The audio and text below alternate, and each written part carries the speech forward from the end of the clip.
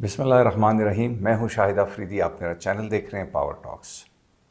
کئی دہائیوں تک امریکہ کا سب سے بڑا ہتھیار اور قوت اس کے ایٹمی اثاثے یا اس کی جہاز 5th جنریشن ایئر کرافٹ یا میزائل نہیں تھے، بلکہ آئل تھا. Controlling the flow of oil, controlling the transit points, اور ایون بلز کی ادائیگی جو کہ ڈالرز میں ہوتی تھی، جو کہ پیٹرو ڈالر کا کانسیپٹ ہے. ڈالر بھی اسی سے دنیا میں ایک زبردست، مضبوط، انڈسپیوٹیبل، ارریپلیسبل ایک کرنسی کے طور پہ ابھرتا ہے. لیکن امریکہ کی جو یہ انرجی پہ کنٹرول تھا، جس نے پوری دنیا کو چوک کیا ہوا تھا، ایک ملک جس نے پورے نظام کو بے معنی کر دیا، آلٹرنیٹیو متبادل نظام لا کے انرجی کا، چائنا نے خاص طور سے 2001 کے بعد یہ امیجن کیا کہ انرجی انڈیپینڈنس سب سے بڑی ضروری چیز ہے ایک سپر پاور بننے کے لیے.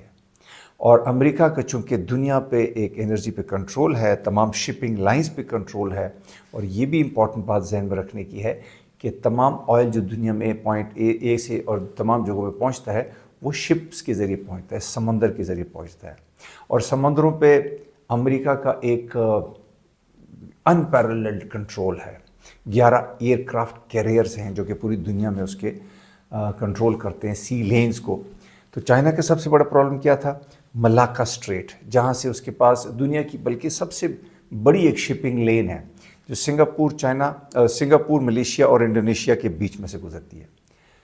تو چائنا کو پتہ تھا کہ اگر جتنے بھی چائنا کے کمیونسٹ لیڈرز تھے، ان کو اس بات کا اندازہ تھا کہ اگر کوئی کانفلکٹ ایمرج کرتا ہے کسی بھی طور سے، چاہے تائیوان پہ ہو، ساؤتھ چائنا سی میں کسی اور کانٹیکسٹ میں ہو، اس میں امریکہ نے سب سے پہلے یہ بلاک کر دینا ہے ملاکا اسٹریٹ.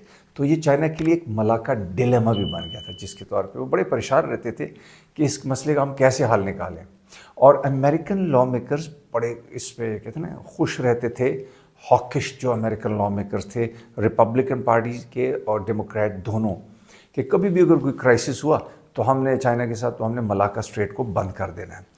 ملاکا اسٹریٹ کا بند ہونے کا مطلب یہ تھا آئل بلاک ہو جائے گا چائنا تک جانے کے لیے، چائنی فیکٹری میں آئل نہیں ہوگا، چائنیز کار نہیں ہوگی، چائنا مینوفیکچرنگ بیس، دنیا کی سب سے بڑی مینوفیکچرنگ بیس چائنا چوک ہو جائے گی. No economy, no industry, no military, so all gone, game is over.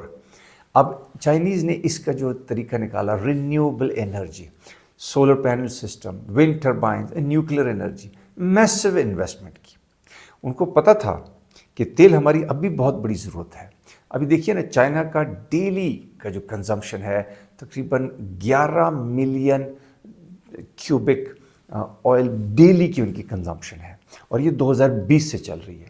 تو they are aware of the threat کہ کسی بھی صورت میں ہمیں الٹرنیٹیو سسٹم ہونے چاہیے.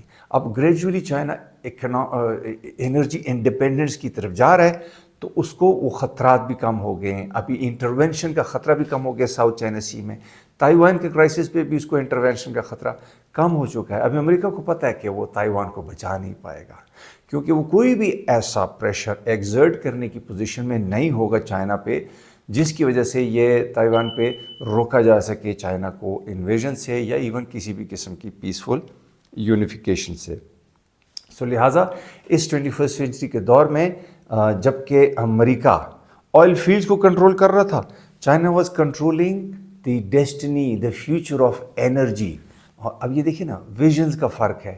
یہاں پہ day to day, election to election, اور وہاں پہ ڈیپ پلاننگ، 5 سال پلاننگ، 25 سال پلاننگ، ایک deep planning, futuristic planning. That what defines the history, the future that has been defining the history of the progress as well. This is going to define the future leadership of 21st century.